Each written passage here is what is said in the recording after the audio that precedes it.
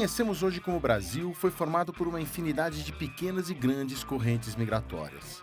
O que permeia o senso comum é a ideia de que para cá vieram pessoas em busca de sonhos, de grandes realizações no chamado Novo Mundo. Mas também procuraram pelo país pessoas fugindo de realidades ainda mais cruéis do que a encontrada aqui. Isso tem tomado uma importância maior nos últimos anos. Primeiro com a imigração asiática, fugindo das guerras do final dos anos 60 e dos anos 70, bolivianos procurando condições mínimas de sobrevivência e, mais recentemente, haitianos fugindo de um sem número de tragédias que se abateram pelo país. E ainda de africanos fugindo do abandono a que o mundo os relegou. A noção de território, né, ela tem desde a dimensão estritamente geográfica, né, até uma dimensão política, né, então a dimensão de fronteiras, como você diz, né, ela tem a ver com a cultura, tem a ver com tradições, tem a ver com referências que são fundamentais para situar o sujeito no mundo, né? Então, e tem o território psíquico, né? Então, um deslocamento geográfico pode ou não, mas em geral, pode desencadear deslocamentos psíquicos também. A gente tem que partir desse princípio. A mobilidade sempre existiu, sempre existirá, é um direito humano. O estrangeiro sempre tem o estigma do perigoso, do estranho, né?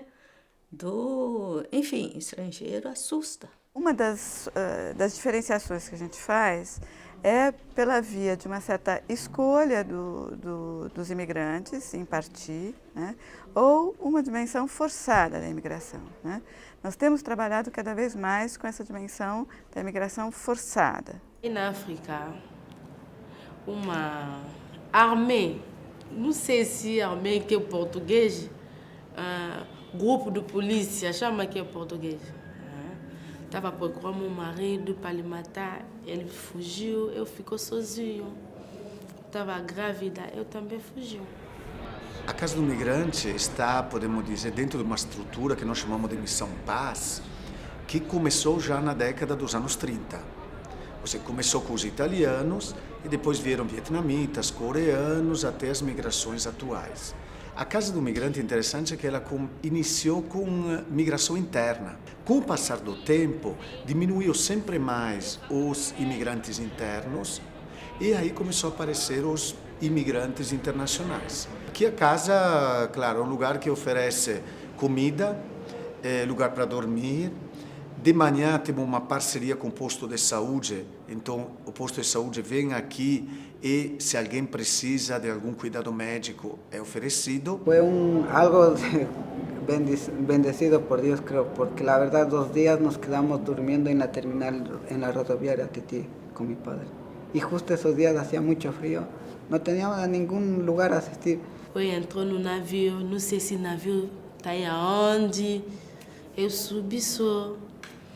Quando o navio parou aqui no Brasil, o comandante me falou, tem que descer, já chegou. Chegou? Aqui aonde? No Brasil. São Paulo. Ele tem dizer São Paulo, mas eu não sei se São Paulo é aonde. Ele falou, já está no São Paulo. Nesse momento estamos com bastante gente fugindo de conflitos. Au Congo, je faisais la politique. Je suis secrétaire permanent national d'une plateforme politique de l'opposition. Je fuis mon pays parce que ma vie était en danger. C'est très difficile. J'ai une histoire un peu triste. Au moment où je vis ici au Brésil, je ne sais pas où se trouve mon père. La première chose, ma mère a été tuée à la guerre de l'Est du Congo. Donc je suis ici, sans mère, sans père. Mon père, je ne sais pas s'il a envie.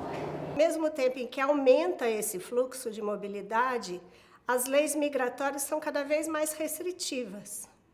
E quando elas são muito restritivas, nem sempre elas inibem o movimento, mas elas vulnerabilizam as pessoas que estão migrando. Alors, je suis d'abord un architecte de profession. Je suis un activiste des droits de l'homme. Alors, un jour, nous étions, je peux dire, c'est une forme de... Nous étions kidnappés, je peux dire. On nous a kidnappés, nous étions au nombre de 5. Parmi ces gens qui nous ont kidnappés, il y a eu une de ces personnes qui parlait une langue que moi je connais bien, une langue maternelle que je maîtrise bien. Alors il avait compassion de moi, il a cherché a faire quelque chose pour que je m'enfuie. Il m'a aidé. O que a gente observa é que muita gente chega de uma situação de muita violência. E a violência pode ser de vários tipos. Pode ser desde a violência da guerra até a violência da miséria. São muitos tipos de violência e como cada um vai lidar com isso, que tipo de sofrimento essa violência, esse deslocamento súbito vai causar nessa pessoa é muito singular. Si me mataban, no sabían de dónde soy. Si on est intelligent, la capacité de s'adapter, c'est très bien. Je pense opter pour la psychologie de la santé, parce que naturellement, je suis quelqu'un qui aime aider les gens, qui aime quand les gens sont en bonne santé. Il suffit qu'on apprend la langue et on connaît la culture étrangère qu'on vit, donc c'est pas impossible d'aider les gens que sont dans um país étranger. Os estrangeiros que chegam, sendo estrangeiros brancos, sendo estrangeiros europeus ou norte-americanos ou canadenses, são muito bem recebidos. Mas os estrangeiros que sempre foram considerados outros, porque eles eram minoritários quantitativamente falando, né, os africanos, então esses começam a despertar no imaginário aquilo que de alguma forma nos liga a um período que é o período da discussão sobre a migração europeia, né? Especialmente italiana, né? Então eles trazem doenças, né? Nós queremos um país moderno, né? Então essa discussão que estava no século XIX parece que ela vem sendo retomada hoje, né? Se queremos um país moderno, temos que receber imigrantes de tez clara e imigrantes modernos. Africanos são selvagens na concepção de muitos brasileiros, o que é um grande absurdo. A realidade é que nós avançamos mais nas políticas repressivas do que nas políticas sociais. Nós temos, no caso de São Paulo, por exemplo, muito antes de se pensar em um acolhimento para migrantes, que agora está sendo criado, tanto no âmbito estadual como na capital e nas metrópoles, né? Estão sendo criados acolhimentos públicos específicos para migrantes. Muito antes disso, o Estado de São Paulo já tem um presídio especialmente criado para migrantes, para estrangeiros. Então, o que a gente vê é que as políticas repressivas e os processos legais, né? Mas as políticas públicas repressivas avançaram mais do que as sociais. Agora as sociais estão tentando se organizar para dar conta desse público que é nosso. Nesse sentido, que o trabalho que a gente faz, que a gente chama de intervenções psicanalíticas, clínico-políticas, né, ele vai justamente intervir nessa possibilidade de restabelecer com uma mediação, né, um laço com a própria cultura, considerando, né, as tradições que não precisam ser negadas, para que ele possa estabelecer outros laços, né, com a outra cultura. Então, receber um imigrante, um refugiado, é também se abrir para se transformar. Não é só querer que o outro se adapte, né, ou se molde a uma sociedade pré-constituída e, nesse momento, idealizada, como se a sociedade que recebe já estivesse pronta e acabada e boa, né? Mas em meio aos conflitos estabelecidos pela imigração e às dores que a fragilidade desse momento implica, qual é o papel do psicólogo? Como ele pode ajudar a aliviar o choque do novo? Eu acho que a situação do abrigo tem particularidades, falando da casa do migrante, né? Que é o lugar onde eles estão vivendo naquele momento. Então, é muito diferente de ser um equipamento de saúde, em que as pessoas vão ou são direcionadas para lá e tem já um recorte. As pessoas estão lá vivendo, não necessariamente elas querem conversar com o psicólogo naquele dia, mesmo que já tenham conversado antes, ou enfim. Então, nesse sentido, como é que a gente constrói a demanda do atendimento, eu acho que tem particularidades no nosso trabalho nesse lugar. pensando em coisas para te contar, assim, desde atendimentos em que a gente está sentado e uma pessoa vem até a gente procurar a gente para conversar e contar um pouco da história, e isso vai construindo a relação que pode se constituir em terapêutica de atendimento e pode também não se constituir. Pode ser uma conversa que foi necessária aquele dia para aquela pessoa, e tudo bem. Assim como a gente pode procurar uma pessoa que o assistente social comentou que parecia estar em sofrimento, ou que a gente observa que está isolada, e a gente oferece a nossa escuta. Nas políticas sociais, em geral, o psicólogo tem papel fundamental. Só que para ele exercer esse papel, ele tem também que se trabalhar, porque é uma situação nova também para nós, né? Para nós profissionais. Então, nós temos que lidar com os nossos preconceitos, com a nossa intolerância. Nós temos que desenvolver esse respeito pelo outro, pela diversidade, porque senão nós não vamos conseguir de forma nenhuma fazer essa inserção. Falta uma política global. Eu chamo que estamos numa política emergencial. Se faz as coisas ou porque o governo é pressionado pela mídia, então vamos dar a carteira de trabalho aos haitianos no mesmo dia. O congolês demora 1 mês e meio, o angolano 1 mês e meio. Ah, mas por que agora a prioridade é haitiano? Oferecem curso de português, então Pronatec para, de novo, haitiano. Aí fui brigar na prefeitura, falei, e os outros? Consegui um pouquinho ampliar para os francófonos, mas árabes e todos os outros, nada. Então, realmente, a gente repara, trabalhando no mundo da migração, que falta uma visão global. No máximo, se dá algumas respostas fragmentadas, não coerentes, a partir da pressão social e da mídia. A opressão que eles sofrem não é só por ser estrangeiro e mulher, estrangeiro e negro, estrangeiro e com uma religião com a qual a gente não está habituado a conviver aqui. E são as violências que todo mundo sofre na nossa sociedade. Então, eles não estão vindo e com a máscara só de sou estrangeiro e agora. Eles estão vindo viver numa sociedade que tem uma série de contradições e uma série de questões que ainda não foram superadas. No caso, por exemplo, do acolhimento institucional, o psicólogo vai ser necessário para lidar com a diversidade, com a convivência entre os diversos que vai acontecer dentro do mesmo espaço físico que é o acolhimento.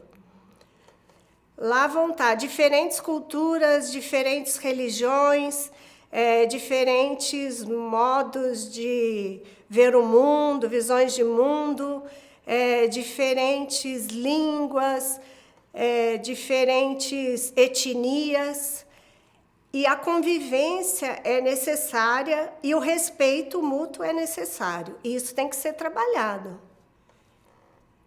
A intolerância tem que ser trabalhada para que ela possa se transformar em tolerância e convivência, né, em respeito mútuo. O psicólogo tem um papel fundamental nisso. A Caritas é uma entidade que trabalha com os direitos humanos dos refugiados no Brasil. A Caritas faz a mediação entre a Polícia Federal e o imigrante e acolhe estrangeiros que entram no país acuados pela violência em sua terra de origem. Um trabalho delicado e sensível.